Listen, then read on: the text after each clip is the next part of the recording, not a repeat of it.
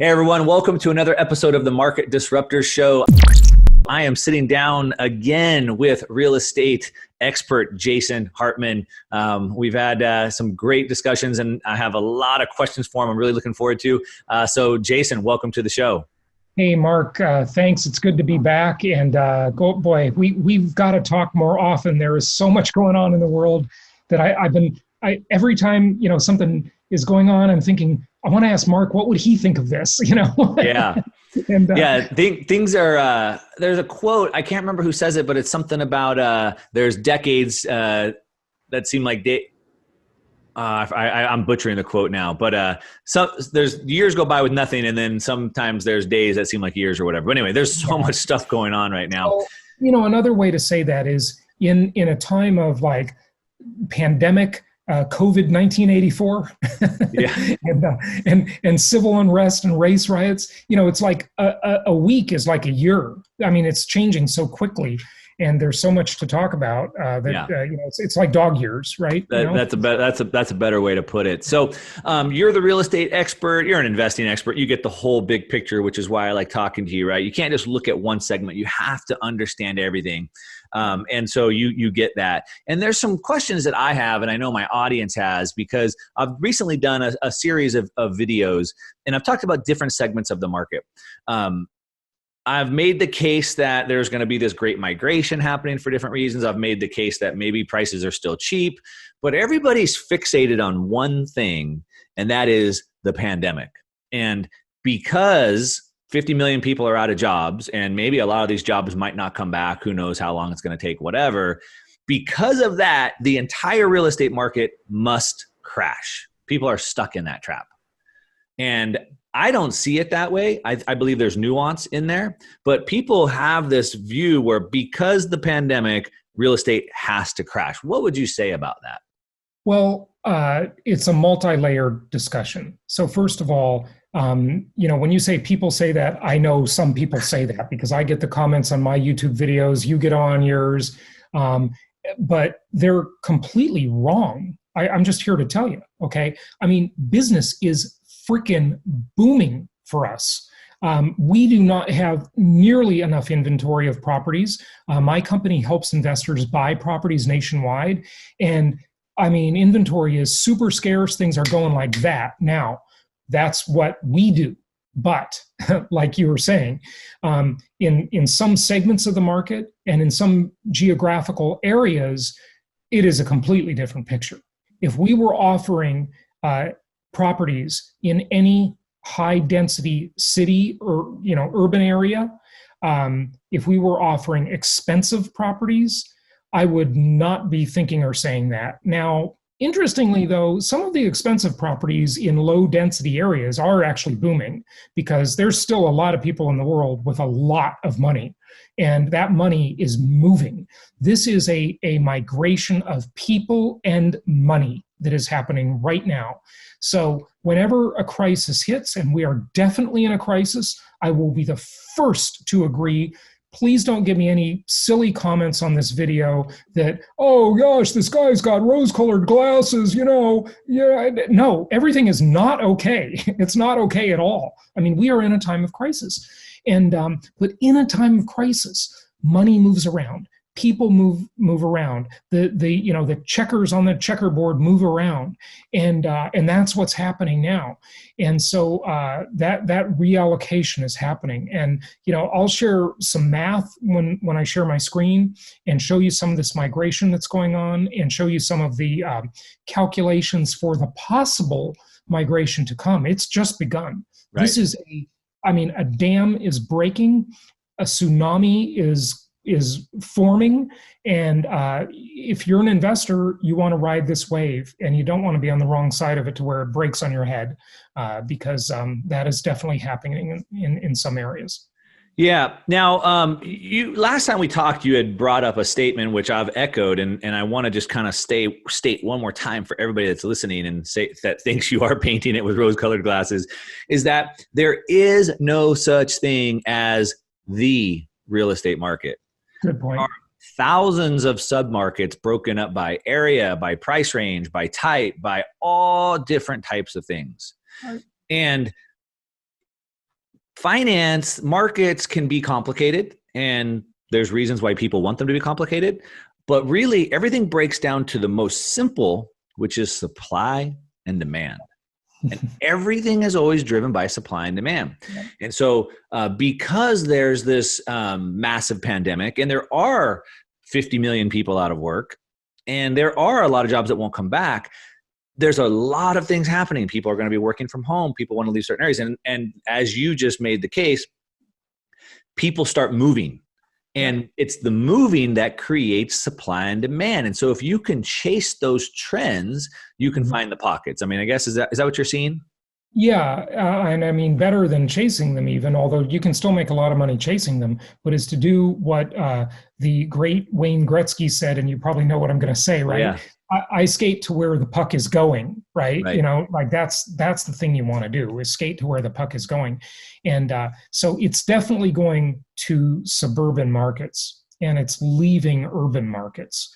And 84% of the population of the United States lives in what the census considers an urban market, okay? Now, let's kind of lay a little groundwork if we can, because you alluded to it just a second ago, Mark. You know, I've always talked for the last 16, 17 years as I've been educating investors and helping them invest nationwide. I've always talked about three types of markets: linear markets, cyclical markets, and hybrid markets. Linear markets are the markets we like and invest in. They're boring markets. They're places like, you know, Memphis, Tennessee, Little Rock, Arkansas, some of the Texas cities. They're places like Indianapolis. There's a bunch of them, and you know, they're all on my website at jasonhartman.com. So you can see what linear markets are. Most of the world is a linear market. Most of the world is a boring real estate market where prices just chug along. They don't go up much, but they don't go down much either in bad times. And these properties have really good cash flow. And I know you agree with me on this type of investing. Yeah. The problem is the news media doesn't pay attention to these markets. What the news media pays attention to is the cyclical markets, the markets that, if you're looking at a graph, look like a roller coaster. They have glorious highs and ugly lows. Those are places like the West Coast of the United States, South Florida, just a little bit south of where I live, you know, Miami area, Fort Lauderdale, the expensive northeastern markets, New York, Washington, D.C., Boston, some of the areas of Connecticut, et cetera. Around the world, there are places like Dubai, Paris, London, Hong Kong, okay? And these markets, I wouldn't touch them with a 10-foot pole, okay? Also, interestingly, the cyclical markets tend to be urban markets that are high density, that are markets that people are fleeing. They have civil unrest. They have a high chance of catching a virus, a place where you can't socially distance, and they're expensive, and most of them are business unfriendly. They have high taxes, they have intrusive governments, and, you know, I think people have just woken up that they just don't have that much to offer. You know, I have several friends, as I'm sure you do, Mark, that live in places like New York City. And one of them, for example, just left New York City, a 600 square foot apartment that was $3,800 a month, and moved to South Carolina. Okay. And, you know, it's like you can trade in your $4,000 a month, 600 square foot apartment for a 3-bedroom, 2-bath, 2-car garage, 1,500 square foot home for 1/3 the cost. Yeah. In some of these markets that we're in. It's just a much better deal. And now that everybody's telecommuting and, you know, working on Zoom and stuff, it doesn't matter where you live. It just doesn't matter that much. So that's the trend we're definitely seeing. So then I think maybe it could be easy for some people to believe there's this migration happening. Baby boomers want to leave expensive areas and move to Sunbelt states. People want to get out of high density areas, go to low tax areas. So maybe, and now Twitter and Facebook say you don't have to work at the office anymore. You can live wherever you want. And Google, for another year, that was just out today. Yeah. Right. And so maybe people can believe that great migration is happening. But will the amount of people going out of work be too much to offset that? Yeah, that's a great question. And even let me just broaden your thesis a little bit there, because it's a great question. And it's one that definitely needs to be answered. Look, there is no doubt the economy is in crisis. The question is, which trend is bigger?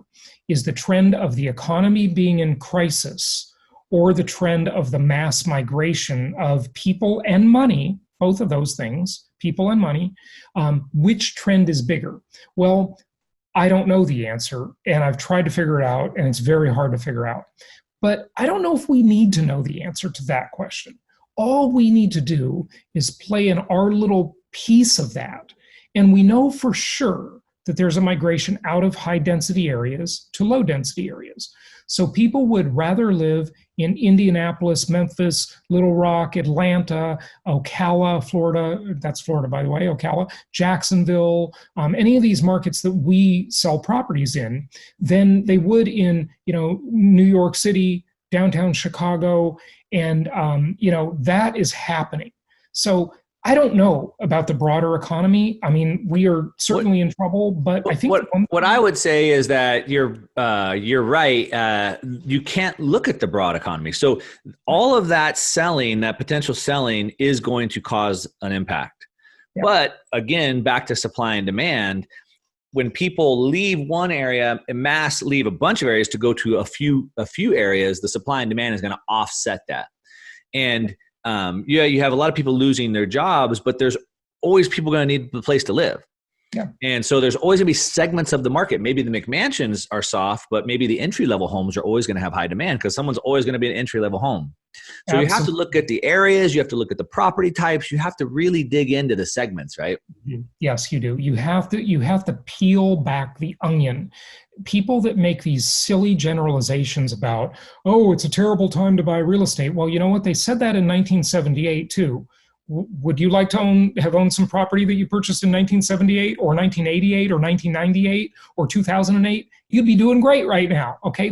People always say that stuff because they make silly sweeping generalizations. Yeah. Mark, right before we started today, you said something that was very, very important. You talked about how people you basically were saying that people don't buy a house based on the price, they buy it based on the payment. And because interest rates are so incredibly, insanely low, where they're literally paying us to borrow the money after inflation and taxes, you're getting paid to borrow. Right. Even if you never rent your house out, okay? Even if it's vacant, you're getting paid to borrow after inflation and taxes, yep. Okay? So with that said, we're in an era of truly negative interest rates. You get that debt asset with the house. And if you look at average mortgage payments, or you compare an apples to apples property in terms of what it was 10 years ago, 15 years ago, and now, yes, the price is higher, I get it, but the payment is lower, okay? Right. So real estate for most people has actually gotten cheaper, okay, yep. Based on a payment. But interestingly, the rent has continued to go up. Right. Even though the payment got lower for the landlord. So I want to dig into that a little bit, but just for the listeners that are paying attention, I really want to talk about this great migration. And as you said, the great Wayne Gretzky says, "Skate to where the puck is going to be." You told me, don't chase the money, get in front of it. Well, so you can make a lot of money chasing it too. No, right. But the smart money gets in front of it. And so I want you to tell us and maybe show us. You said you have some charts of what's happening with this great migration. Yeah. And but before we jump into those slides, let's not jump in that yet. So I want to get into that. I'm just telling the listeners, I want you to show us some slides and show us this great migration so we can understand where the puck is going to be. But before we do that, I just wanted to dig into what you said real quick. And you said that interest rates are so low that we're basically getting paid to borrow. Now, interest rates are 2.5% or whatever. And I understand what you mean, but most people probably don't follow that. So if I'm paying 2.5% or 3%, what do you mean I'm actually getting paid to borrow? Let's say you're paying even more. Let's take the example, a real world example of one of our clients who just purchased a property and closed on it. And I interviewed him on my podcast and I talked about it. He's got a 3.5%, 3-decade-long mortgage. So literally, he will not make the last payment on that mortgage, he and his wife, until 2050. Okay, wow. Think about that. 2050, 3 decades from now. In 3 decades, there will be about 90 million more people in the United States. And Who thinks with all this money printing and all this quantitative easing that we're going to have some inflation somewhere in there? Maybe it won't be right away. I get it. I don't know when it'll be, but it's coming eventually. It has to come. Okay. Like Milton Friedman said, and people disagree with this, but he said, it's a good quote. He said, inflation is everywhere and always a monetary phenomenon. And what that means is that when the printing press runs, when there's more supply of money chasing a limited supply of goods and services, prices have to go up. You talk about supply and demand a lot, Mark, and you're a Bitcoin investor, and that's one of the reasons I think you like it, right? Because it can't be inflated like dollar can, right? So to add to that, just real quick, the Fed, right? They're printing money, endless money, trillions and trillions of dollars, and they said just recently, I think it was a week or two ago, they said, quote, they are going to let the inflation run hot. Yeah. So what happens is typically as they're starting to get close to their 2% target, they start to taper down to slow it down. They said they're going to run it hot. Let it just run past, which means they're going to overshoot that too. And as you said, what Milton Friedman said, it's a phenomenon that I don't believe can be controlled. So if they're going to let it run hot past 2%, it's going to overshoot to 10% or something. Who knows, right? So anyway, but go ahead and finish back with your example. So he's paying 3.5%, but because inflation will end up running as high as 2.5% or 3%, well, the goal is 2%. Somehow that means that he's getting paid to borrow. Yeah. So just one comment before that on your inflation comment. On shadowstats.com, which we haven't talked about, but I'm sure that's a website you've referenced before. Of course. John Williams, the founder, was on my show before, and he has a real inflation calculator on Shadow Stats, and people should go check that out. And you will just see how inflation is much higher than we're being told. Sure, 5 or 6% at least. Yeah. But that said, the Fed and the government clearly state that their goal is to have 2% inflation. Okay, so let's just take them at their word and say it's 2% for this example. Okay, mortgage interest is tax deductible. Okay, so if you are paying 3.5% on the mortgage, depending on your tax bracket, state and federal tax combined, you're going to have about 1.5% of that be deductible. Okay, I'm assuming there's no income against it. The house is vacant. You never rent it to anybody, which is terrible. Of course, you're going to rent it. Okay, but let's say you don't. Right. Okay, so and if you have 2% inflation and 1.5% tax deduction, okay, then you're getting the money for free if you're paying 3.5%. Period. It's free money, even if you never ever rent the house out. Yeah. Now, if you rent the house out, you have got. The reason we love real estate investing is because we have what we call self-liquidating debt. Okay, I love debt when I don't have to pay it. When I can outsource the repayment obligation to someone called a tenant, debt is awesome. Otherwise, I don't like debt at all. I mean, the only supposed debt I have is my car lease. And I do think the car lease is actually a decent deal. So I usually lease my cars. Not always. Sometimes I just buy them. But sometimes I lease them. So my current car is on a lease and the rate is super cheap. Okay, so I think that's a good deal to lease the car. But the only debt I have is mortgage debt. That's it. Other debts are too expensive and they're not self-liquidating. They require me to pay it. Now, if you think back to all these famous corporate raiders, Ivan Boesky, okay, T. Boone Pickens, who passed away recently, Carl Icahn, all these names we've all heard about, right? Yep. What they are sometimes famous for is what's called an LBO, a leveraged buyout.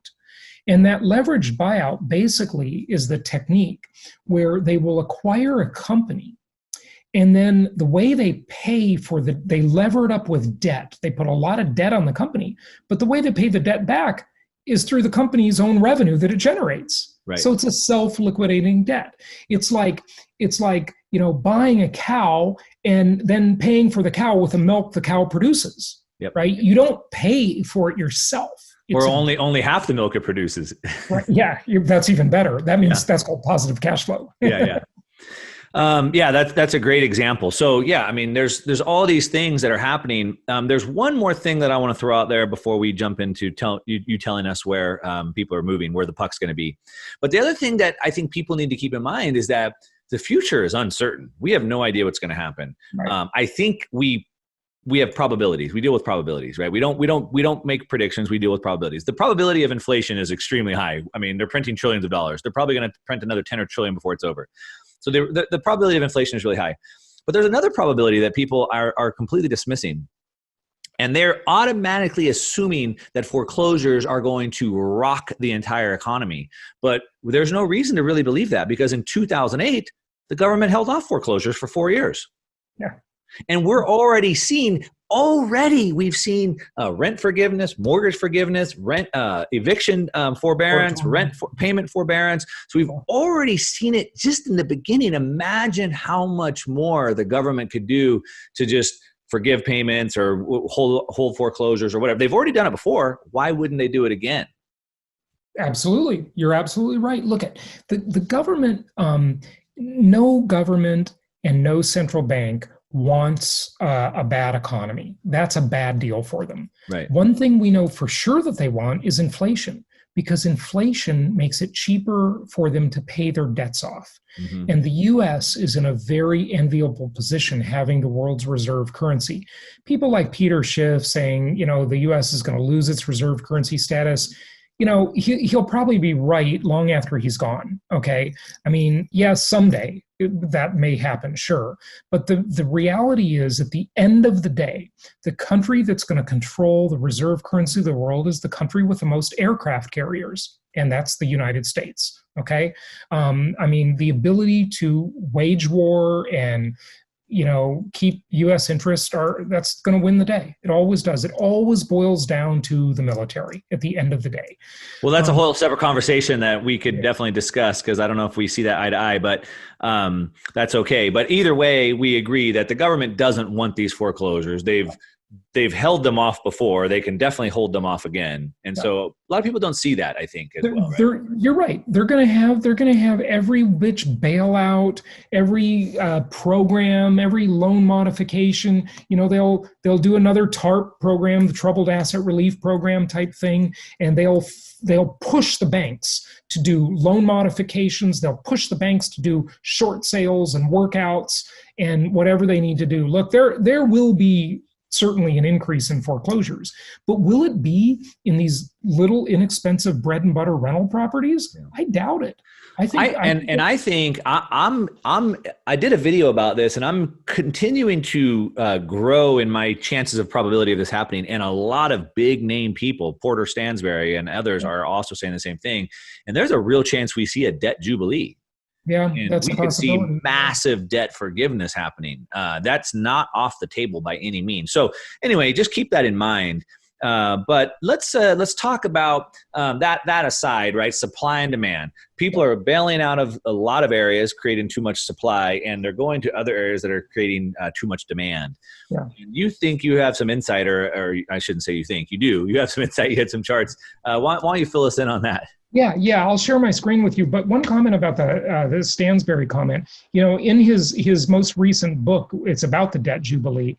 And remember something, the whole thing, it's always unequal. Everything is unequal. This pandemic is making a very uneven thing. Some people are getting rich and some people are getting poorer, and it's really sad. It's always unequal. But if there's a debt jubilee, guess who benefits the most?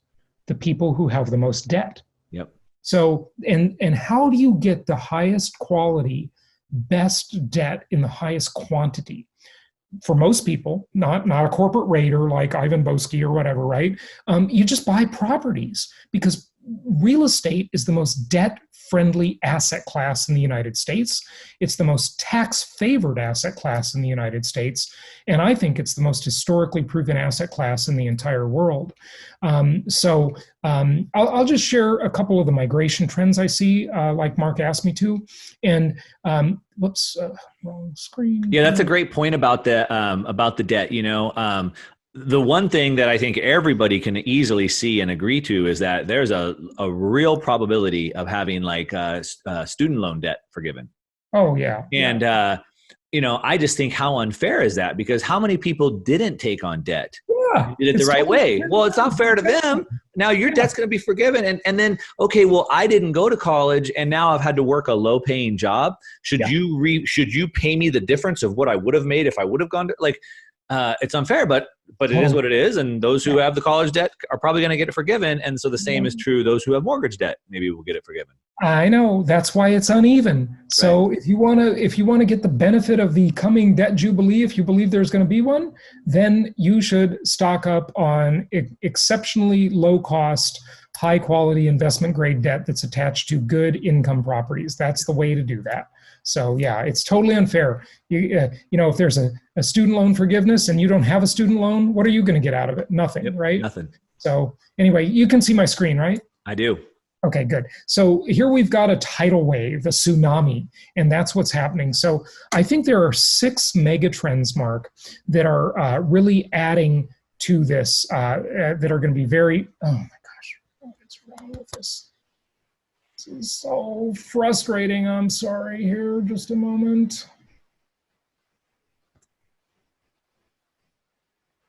No problem. We can just edit this out. Yeah. Just, you know, what happened is as soon as I shared the screen, it clicked off and I couldn't see you anymore. So let me just. Yeah, don't worry. We'll edit it out. Yeah. Okay. Okay. Okay. I may not be able to see you. Okay. So I'll just talk through this, and I gotta wrap it up in 10 minutes for sure. Okay? Yeah, that's why I've been trying to kind of rush through it. Yeah, no problem at all. Okay, so here we go. Oh, wait.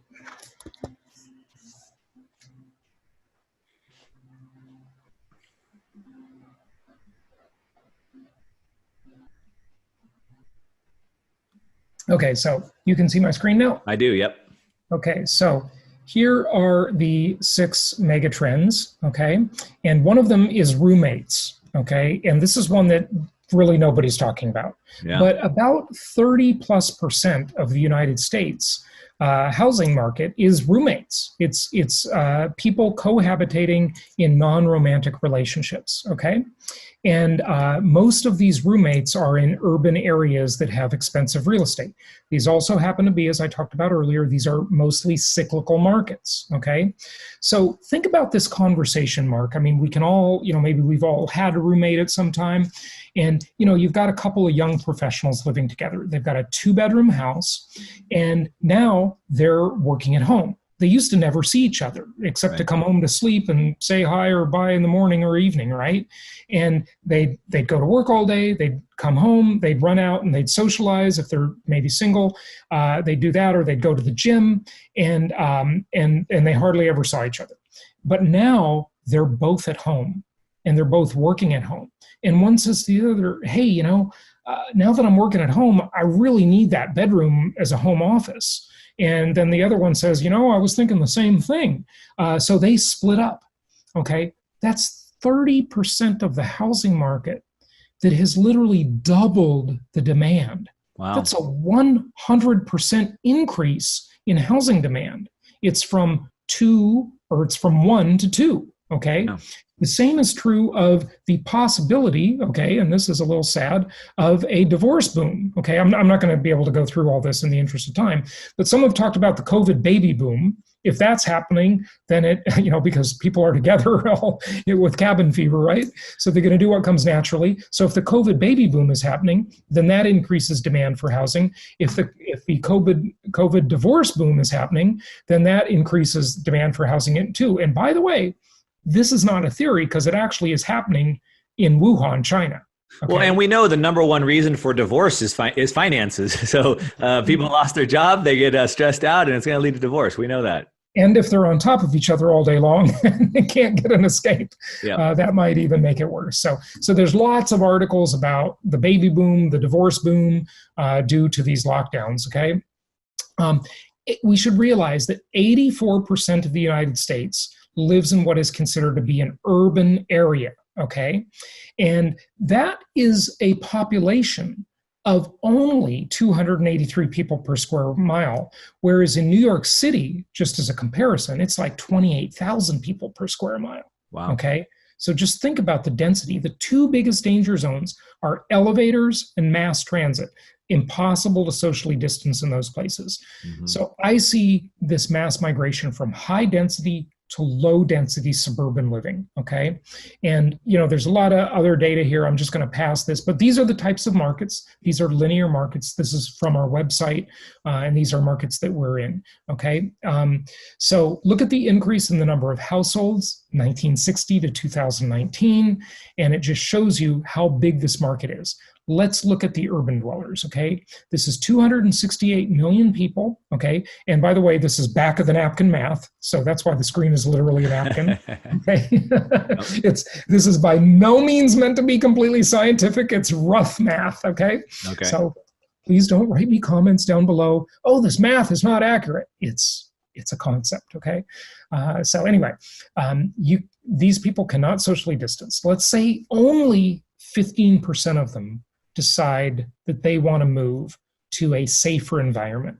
And by the way, I put all this here before there was any civil unrest. This was just lockdown oriented, socially distancing oriented. Now, these same places have riots in the streets, many of them, okay? Most of them, actually. So if you have this 15%, okay, these 40 million people, okay, that's 20 million suburban units needed, okay? And if you spread that out, okay, into, what did I do? It's another calculation. Hang on, there's another napkin coming, okay? So let me just tell you about apartments for a moment, okay? There are three classifications of apartments. Okay, there's low-rise or garden-style apartments. Yep. And those are up to 4 stories. There's mid-rise, which is 5 to 12 stories. And then there's high-rise, which is 12 stories and above, okay? So anytime you're really over 3-4 stories, people are using an elevator, okay? And for mid-rise and high-rise, this is just rental units. It doesn't include condos, okay? If you combine those two, there are about 2.3 million of those in the United States, okay? So if we only count 15% of those as potential movers, only 15%, and I say the number is going to be a lot higher than that, but let's just be conservative. Right. That's 340,000 homes needed. If you divide that into 50 suburban markets, that's basically 7,000 additional homes needed in each of those suburban markets, where long before anyone ever heard the word cerveza sickness, as our friend likes to say, okay, there was a housing shortage in all these markets already, okay? So that 7,000 is a big number. Yeah. And remember, this is only renters. It doesn't include condos, okay? This is only rental units. Combine that with a few other trends. And by the way, that's from Yardi Matrix. Look at what happened as the pandemic broke. This is the Google search term, work from home. Look at how it skyrocketed. Wow. Right as the people started socially distancing, okay? Yep. Carl Icahn, big corporate raider I talked about, shorting commercial real estate. And there's the remote workers. Demand for office space has totally fallen off a cliff. Here's the roommate discussion again. There's then the family discussion, okay? Think of your typical family of 4, 2 adults, 2 kids. Now both adults are working at home and the kids are home from school because school's been canceled. Yep. So the kids have got to study from home. If they lived in a 2 or 3 bedroom house before, think of it. They need several extra bedrooms now, assuming they don't even have a room for a home gym or anything else, right? Right. So there's a lot of additional demand for typical suburban housing. The gyms have closed, and it's not just remote work, but I say it's remote working out. This is a serious deal. I mean, millions and millions of people go to gyms as a normal course of their life, and they basically can't do it anymore. So a lot of trends there. And the last one I'll say is multi-generational living, okay? In the US, there are 28 million people over 70 years old. This is the graying of America trend that has been talked about for decades. Yep. And those people, it's not safe to have them in a nursing home anymore or an assisted living facility. Yep. And so they're going to be living at home more and more often in the same housing unit or near to their children. This is the sandwich generation where, the person who's in the middle age of their life has children of their own, plus. But does that compress the housing instead of expanding it? So for example, that older person who would typically move out of that house and go to an assisted living home, now they're staying in their home and now maybe the family is moving in with them. So maybe they're compressing their homes instead of expanding? They might be. That's certainly possible. But most of the time, neither party has a house that's big enough for everybody. Right. And look, this is not a common thing in the United States, but it's totally common around the world. Sure. You go to Europe and Asia, South America, people live with their parents. This is not unusual at all, okay? It's just the US that's, been so prosperous for so long that people haven't had to do multi-generational living here. But I think this trend adds to demand for larger suburban homes, okay? And it moves people out of the cities even more so, okay? So that pretty much wraps up most of the trends. I know there's a lot more to it I haven't had time to discuss, but I just thought I'd touch on it. Yeah, and we could keep digging in, but I know your time is short, and I appreciate everything that you've been able to give to us so far. We could keep digging in. We'll have to have another conversation about it. Of course, if anybody likes these topics and wants to know more, they should go follow Jason. I think your YouTube channel is Jason Hartman. What's the best way for people to follow you? Yeah, you can. My YouTube channel, it's nothing compared to yours, but I'm trying to catch up to you. I'm chasing your success. And so I'm on YouTube. Just look up Jason Hartman and you'll find it.